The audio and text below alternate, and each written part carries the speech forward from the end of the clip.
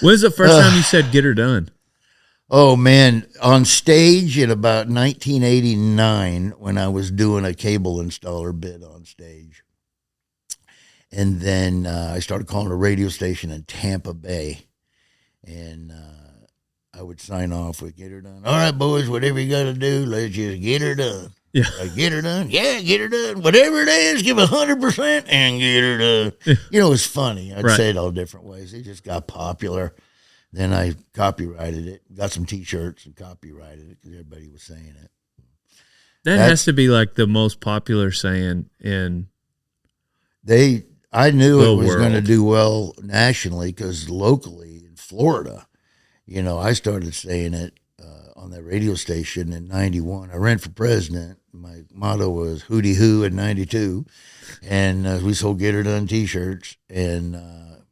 But by the time I hooked up with Blue Collar, they'd been saying "Get Her Done" and Larry the Cable Guy for 10 years before I got on Blue Collar.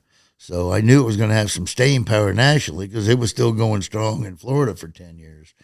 But yeah, that's when you never realize what's going to hit and what's not going to hit. So you throw everything against the wall and you market yourself, and you never know when it's going to hit. You know what I mean? Yeah. Because everything came out of that character that I created. Yeah. You know, the Pixar Mater, Mater. all that came out of just one day coming up with a character and just pushing my wares, not making any money for it. Some places I'd make some money at it. But yeah, in the end, it turned out to be a real good blessing that I came up with it. I never thought, you know, I do a bit in my act about first time I ever heard anybody say it was I was leaving a grocery store and somebody was walking out and they said to their buddy, "I'll see you tomorrow, get her done." I'm like, "Well, get her done. That's awesome."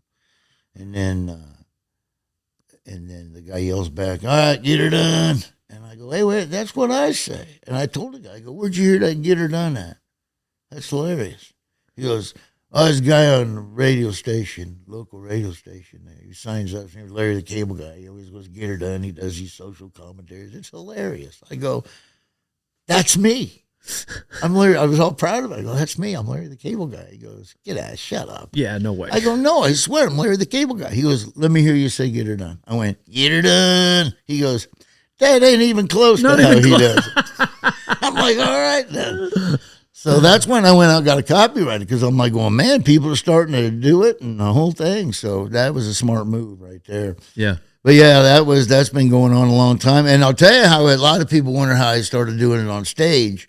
Was my buddy Les McCurdy at the comedy club in McCurdy's Comedy Club in Sarasota. He billed me as Dan Whitney, which is my real name, Right. AKA Larry the Cable Guy. And I pull up to the Holiday Inn, it's packed. And I told Les, I go, "Man, we got a convention going on. It's packed in here." He goes, "They're here to see you." And of course, I'm like, "What'd I do?" You know, why are they coming to see me? And you know, I'm just a middle act. You know, I was headlining small rooms at the time, but middle act, most of the big rooms. "I hope you don't mind, but I billed you as Larry the Cable Guy."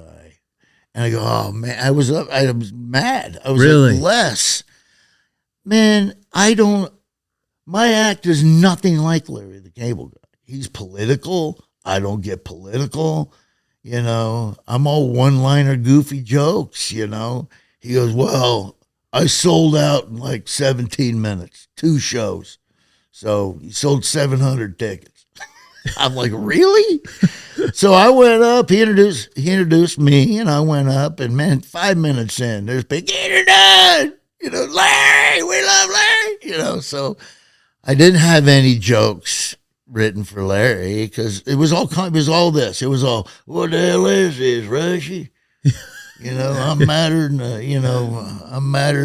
what was one of them? "I'm madder than a legless Ethiopian watching a donut roll down a hill." Yeah, that's You know, that kind of stuff. You know, "What's up with these loony lefties up there?" You know, it was all political.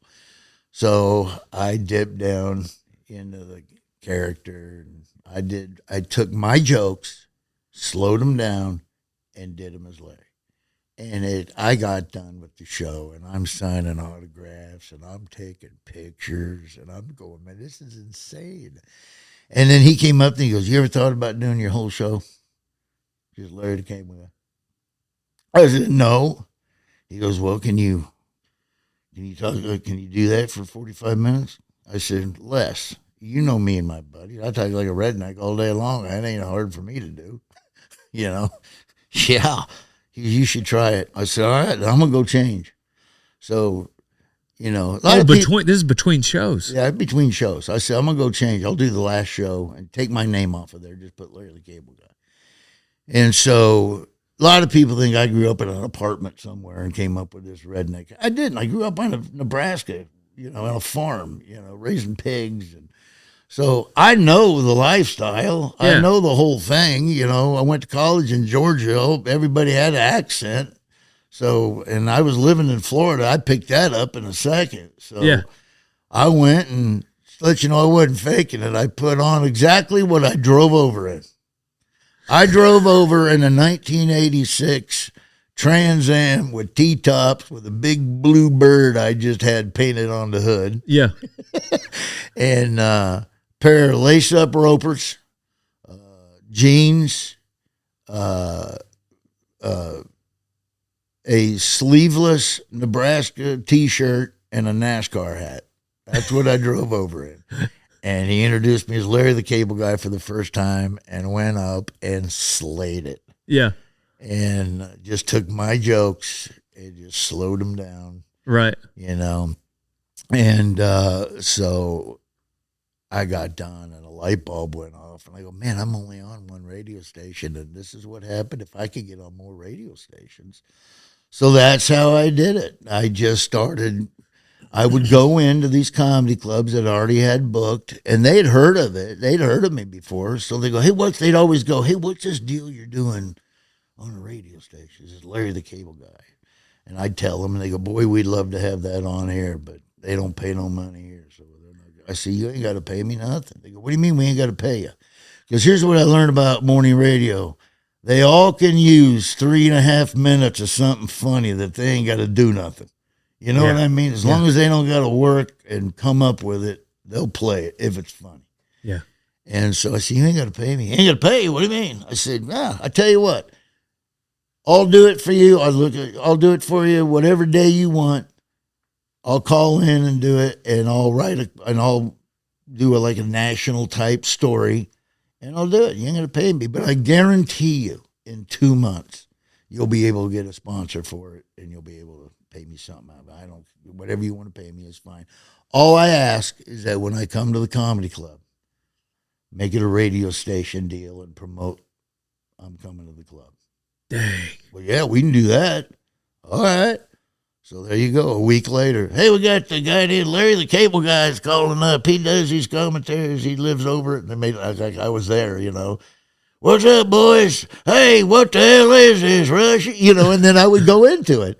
And, man, I ended up getting about 27 stations syndicated across the country, and that's how it started. Dang. Just like that. Talk about promoting. Yeah, oh, dude. Well, that's why I'm always like, I think it's cool when I watch you and I watch like when I talk about Kreischer, people that know they have something and it's fun and they constantly promote it.